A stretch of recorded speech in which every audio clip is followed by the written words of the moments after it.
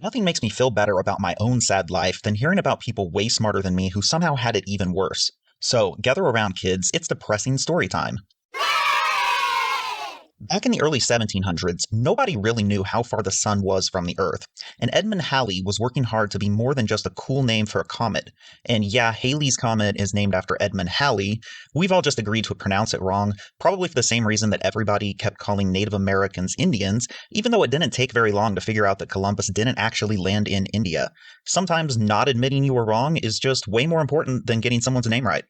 Anyway, Halley figured out that by taking careful measurements of the transit of Venus, when Venus passes directly between the Sun and the Earth, you could calculate the length of an astronomical unit, which is the distance from us to the Sun.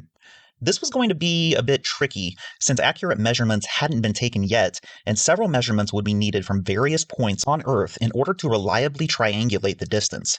Making it even more challenging, a transit of Venus is quite rare. They happen in pairs, one 8 years after the other, followed by a break of over 100 years before it happens again. If you want to catch the next transit yourself, then you're in luck. You just have to wait until December 10th, 2117. So, enter this poor lad. Guillaume Le Gentil.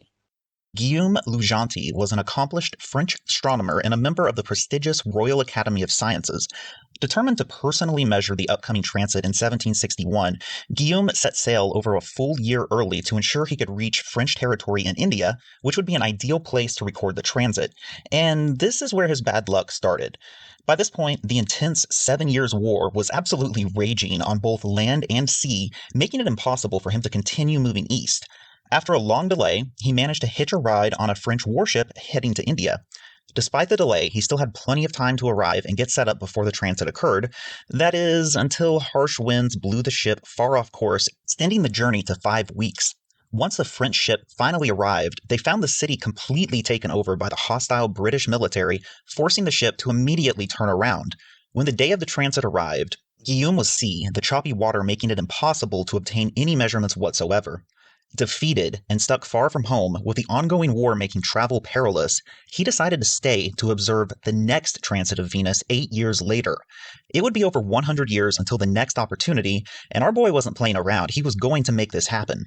In the meantime, he wrote letters home and worked on building a top-notch observatory for the much-anticipated transit date. On the 4th of June, 1769, the second transit date had finally come. His instruments were perfectly calibrated and tested, and the picturesque morning sky provided a clear view of the sun.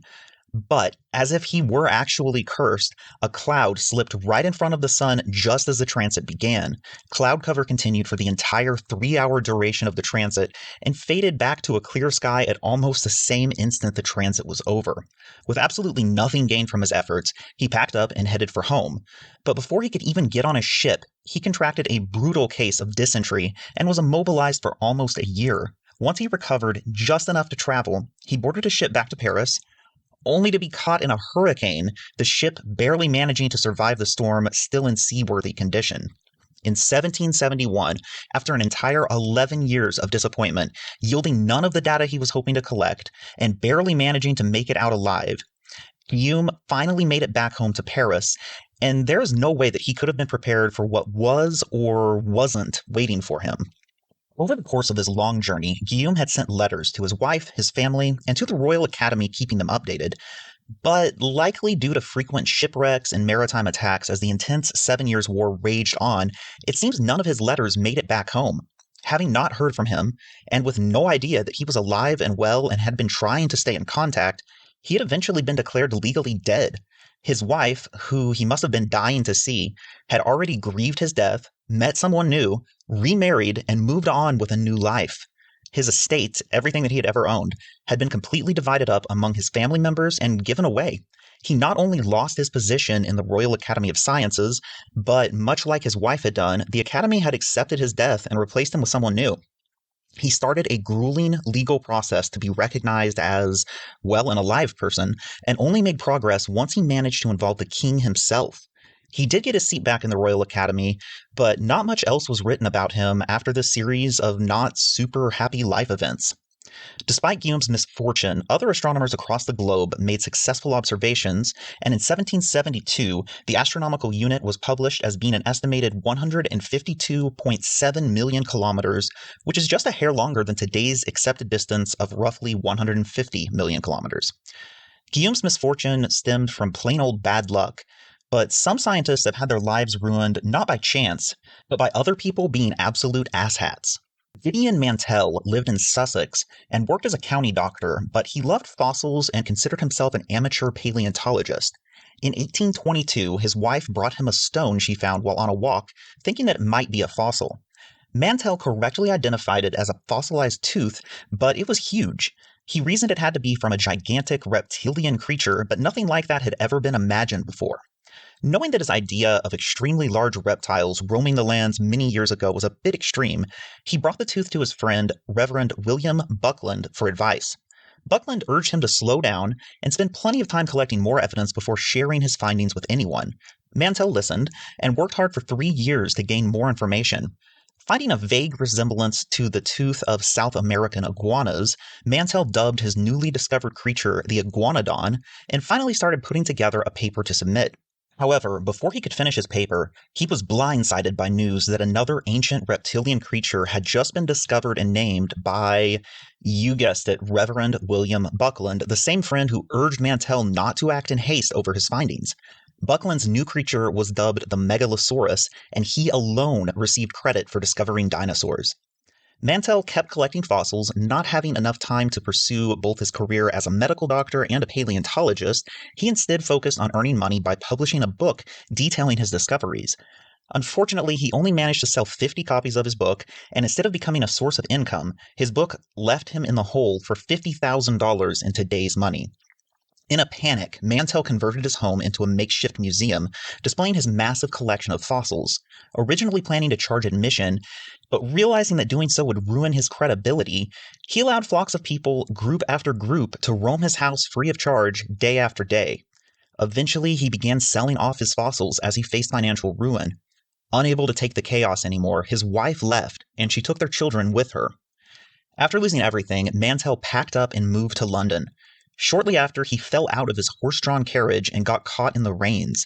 Panicked, the horses ran, dragging Mantell helplessly along the rough terrain. Alive but in extreme chronic pain, Mantell was left crippled with a hopelessly damaged spine. Enter the ultimate asshat of this story, Richard Owen. Owen was an accomplished English biologist and paleontologist, and if you're looking at him thinking, wow, he looks like an extremely kind, approachable person, then you might be shocked to learn that he had a reputation for being, well, an asshat. He was the only known person ever hated by Charles Darwin, and his son, shortly before committing suicide, described him as having a lamentable coldness of heart. He was known by multiple peers to steal specimens, take credit for the discovery of others, and abuse his authority to ruin the careers of any up-and-coming anatomists that might eventually pose a threat to him. So when Mantell was crippled and powerless following his horse accident, Owen saw a massive opportunity. He scoured records, renaming species that Mantell discovered, then purged Mantell's name from each, writing in his own instead. From bed, Mantell continued to publish research, but Owen, with huge influence over the Royal Society, managed to block most of Mantell's papers from actually being published. Defeated, ruined, and with no recognition for his accomplishments, Mantell reached his breaking point and took his own life. His damaged spine was surgically extracted from his body and delivered to the Royal College of Surgeons for study, where it ultimately ended up in the hands of the director, who happened to be Richard Asshat Owen himself. Later on, Owen was eventually called out for plagiarizing the work of others, permanently scarring his reputation. And he did manage to do one positive thing. Owen advocated for turning private museums, previously only accessible to a short list of approved individuals, into public institutions that the general public could visit. It was his idea to label each exhibit with descriptions the general public could understand, and that led to the Natural History Museum as we know it today. At the end of the day, though, you still can't polish a turd, and Owen remains an asshat.